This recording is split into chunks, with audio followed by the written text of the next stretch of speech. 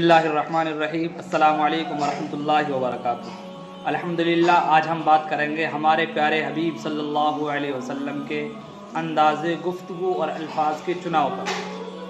نبی کریم صلی اللہ علیہ وسلم کی گفتگو نرم، میٹھی، بامقصد اور سادہ ہوا کرتی تھی۔ آپ صلی اللہ علیہ وسلم نہایت خوبصورتی سے بات کرتے، الفاظ چن چن کر ادا کرتے تھے تاکہ سامنے والا نہ صرف بات کو سمجھے بلکہ اس کے دل میں اثر کرے۔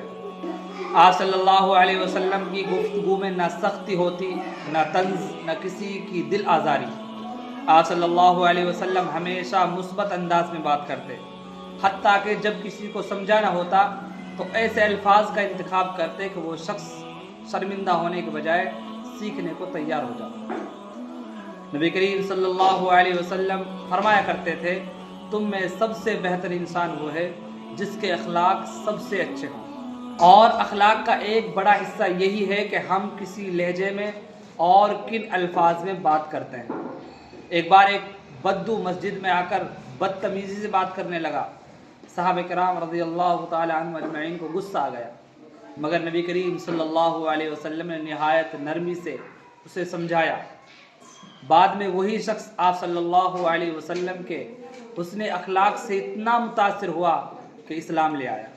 آپ صلی اللہ علیہ وسلم کی زبان سے کبھی بےہودہ یا فضول بات نہ نکلتی۔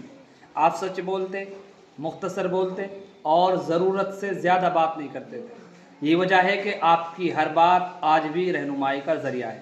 آج ہمیں بھی چاہیے کہ ہم بولنے سے پہلے سوچیں، الفاظ چنتے وقت خیال رکھیں کہ ہم دل جیتے، دل توڑے نہیں، کیونکہ ایک میٹھا لفظ کسی کا دن بنا سکتا ہے اور ایک کڑوا جملہ کسی کو ہمیشہ کے لیے دکھی کر سکتا ہے۔